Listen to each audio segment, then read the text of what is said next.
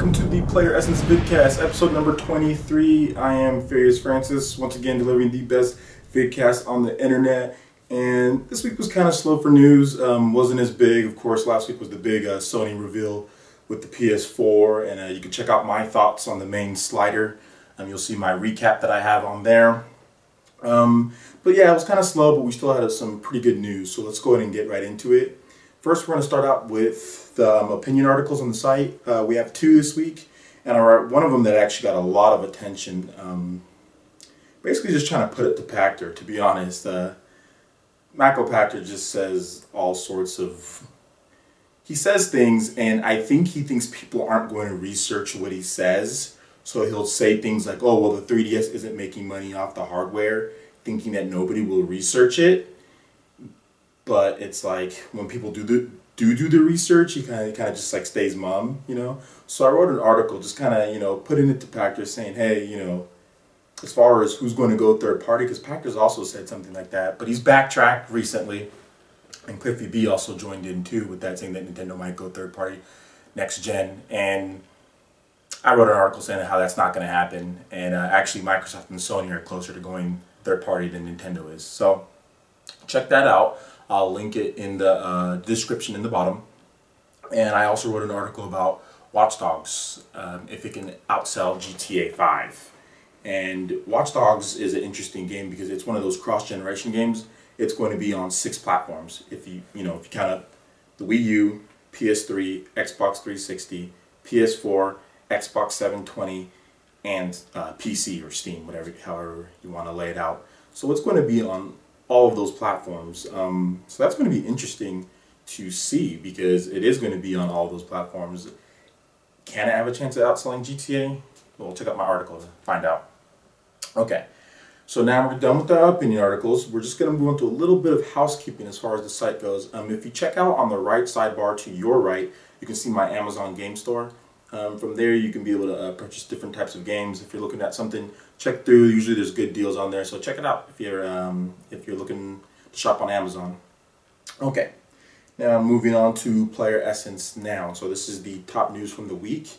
And like I said, it was kind of a slow week. A lot of the news did come from today, which is I filmed these on Thursdays. So let's see. Sony, they have sold their Osaka building for $1.2 billion, and this goes in line with they selling their U.S. headquarters for 1.1. I think it was last month or something like that. So Sony's been doing restructuring. The gaming division has been having some issues making a profit. So doing things like selling their buildings, their headquarters, will help them turn operating profits, and hopefully can help them bring more stuff to the PS4, because that's what Sony's putting, you know, all the eggs in the basket for the PS4. So selling their buildings, selling this Osaka building is going to help them regain operating profit. So it looks good on their quarterly reports for the investors. Okay, moving on.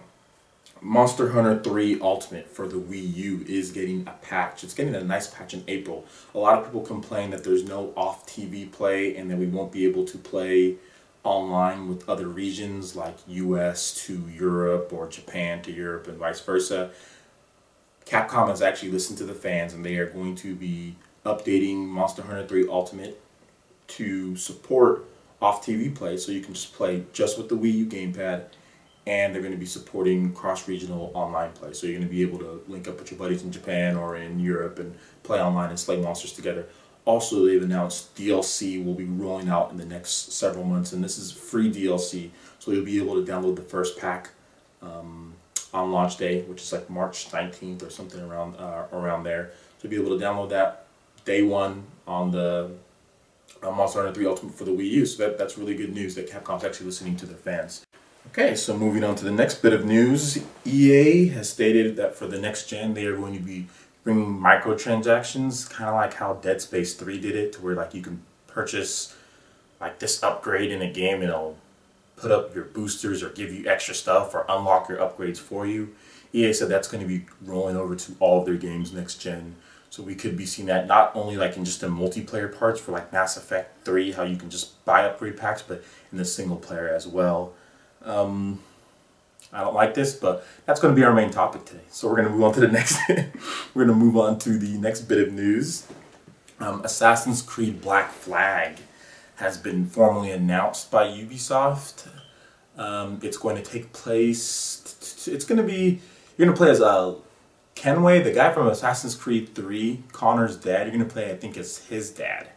And basically it's going to be about pirates and stuff. They have box art and just the box art that's up. And it's going to be coming to current generation and next generation. Wii U, PS4, Xbox 720, probably PC, PS3, 360. It's going to be coming to all of that. So looks pretty cool. The embargo is up till Monday. So Monday there's going to be more information on the game. So you can check out Playeressence on Monday, and we'll have all that stuff up there as far as what was announced for Assassin's Creed Black Flag. Okay, so that pretty much wraps up Playeressence now, and that's pretty much all the news that we have. We are going to get into the main topic, and I talked about this earlier as far as microtransactions in games. Man, like, I don't like microtransactions. I understand that the cost of developing games has went up, but when you put in, like in a game like, for instance, like Dead Space 3, you put in, oh well, you can buy this for upgrades just to unlock. It just plays the game for you. Like, I don't get that. It just kind of goes against everything that, you know, I've been taught as a gamer. It's like when you grew up playing games, it was like you play the game. When you earn an upgrade, you know, you do things like that. You don't pay more money and get stuff done for you. You know, it's just, I understand they're in the business to make money, and they're in the business to, you know, offer different products to people, but is that what they should be spending their time on, is unlocking stuff that you pay a couple dollars and you unlock, you know, more things in a game? It just, to me, I don't like it. I know it doesn't hurt the game as far as from just like a gameplay standpoint. I mean, you don't have to. It's optional. I completely understand that. It's optional. I don't have to do it. You don't have to do it. If you want to, you can. But then they should also offer incentives to people who don't do it. You know what I'm saying? There should be content, or there should be something maybe for those who don't. Because, I mean, it goes into the whole competitive gaming side of things. Like, for instance, like for achievements or things like that, if somebody's just using stuff to get upgrades, you know, it seems like a bit of like a cop out or whatever to unlock things. You know, I don't know. I'm just not a huge fan of doing it that way. But I'm just a little worried as far as the microtransaction model. I'm worried because, for instance, like Mass Effect 3, you know, they create a game, and then day one DLC, it's like, oh, well, if you want the Prothean, you know, you need to, you know, pay $10 extra to get him. You know, I bought the collector's edition of Mass Effect 3, so he came in there, but I paid more anyway for it. And to me, this is just kind of what it reeks of. It reeks of them just trying to take advantage of the consumer. We're already paying $60 for a game, and then you're just trying to kind of, you know, pluck away at us and, you know, chip us here, you know, chip us there, and it just doesn't seem right. And I know EA, you know, they did that with Mass Effect. Like, that Prothean should have been free. Like, he should have been free from the very beginning. That's content that was in there. It should have been included on the $60 game. Like, it's an integral part of the game, and you're telling people, oh, well, if you want this full experience with the Prothean in there, you need to pay $70 for the game, you know, the From Ashes DLC. And EA, you know, they've been doing this. I remember, you know, when I first started seeing this was like the Madden like Ultimate Team. They started saying, oh, well, you can buy packs, you know, instead of, you know, you can earn them. But I mean, Madden Ultimate Team takes forever to get good players. So it's like, oh yeah, they just want people to buy, you know, packs to do this. And they've been doing it in FIFA and other games. Dead Space 3 is really the game to kind of just take it all out, you know. And I'm just not a fan of it, because I'm not a fan of where it could lead to. Well, is it going to lead to upgrades, like exclusive for buying stuff? I mean, which it kind of already has. You pre-order this, or if you spend this, you get this gun and stuff like that. I don't like that. When you buy a game, that's the game, man. You should get it. You shouldn't have to, you know, nickel and dime us all over the place for a gun, or for extra map packs, or for boosting your health. I mean, in my opinion, it's just not right. The the developers need to think of better ways to recuperate money and better ways to make money. And a perfect example of doing something like that, doing it like the right way, would be like Nintendo with Mario. Like, they announced Mario, New Super Mario Bros. U. You get the full game, 80 levels, plenty of star levels, extra coins, blah blah blah, all that crap. No day one DLC, no pay extra $2 to get this. And then now they announced at their most recent Nintendo Direct, like the whole Year of Luigi type deal, that there's a whole new big expansion coming. It's going to be, they didn't announce a price, but it's going to be completely reworked, 80 levels with Luigi. I mean, if you want that, cool. If you don't, cool. But that's the way to do it, you know what I'm saying? Or for instance, like Fire Emblem, where you can get the DLC, like free packs up until a certain amount, and then they're like $1 or $2. But the game already has a ton of stuff. The game already gives you free DLC. The game gives you free stuff in there. And then for the people who want more, they can pay a couple extra dollars here. They're on top of the content they already have. They don't leave out integral parts of the story like EA with Mass Effect 3 to nickel and dime you. You know what I'm saying? To get your extra $10. So there's a right way of doing things and there's a wrong way. And I feel that EA is doing it the wrong way. They're not doing it the right way for the consumers, and it's going to come back to bite them. I mean, I think consumers are going to shy away from that type of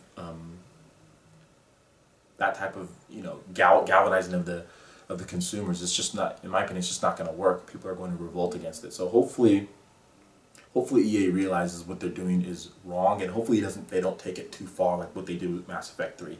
They took it way too far. Hopefully they realize that that's not the way to do it, and there's a better way. And I mean, it's up to you guys. You guys, the viewers, you guys got to make sure that you're not buying this stuff. I mean, if you think it's a ripoff, then don't buy it. You know what I'm saying? If you think that you're getting nickel and dime, then don't buy it. Buy DLC that does it right.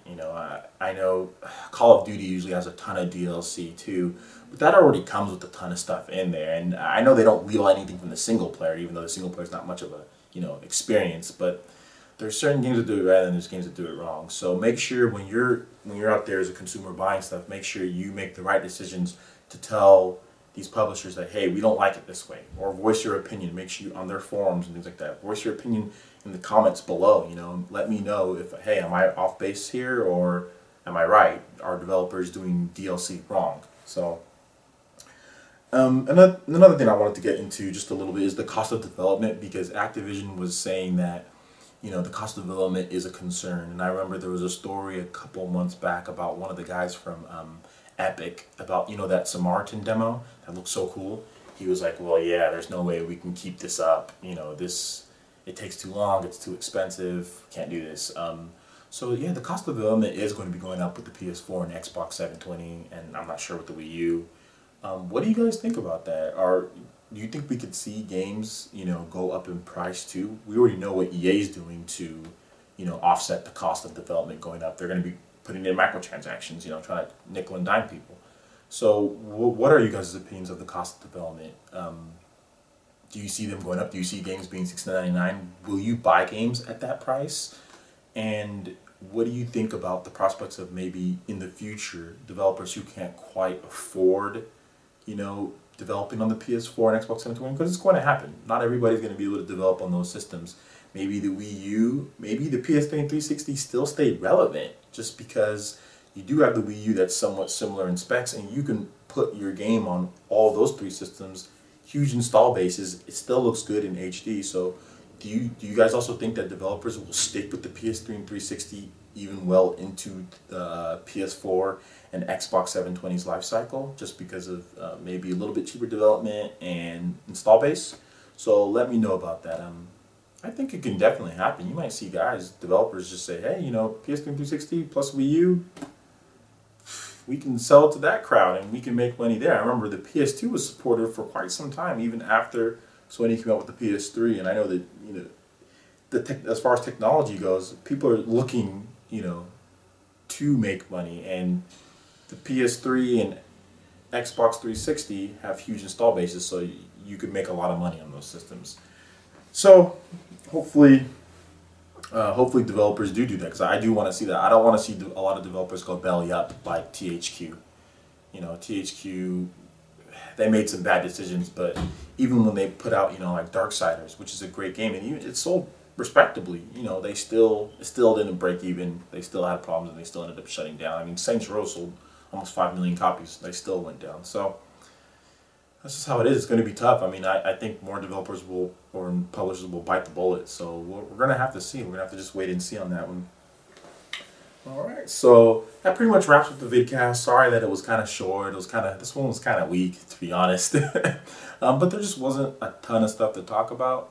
But it's still, the news is going to start rolling out. We should start, you know, seeing more things come up, and it should start getting cracking pretty soon, because March, God of War comes out. So Monster Hunter comes out. The Need for Speed, the update for the Wii U, which has those PC textures, comes out. So we are going to be seeing more games, better stuff. So hopefully we have more to talk about and more news. Alright, thanks for watching the Playeressence vidcast. Once again, I am Furious Francis, and I am up and out of here. Peace out, guys.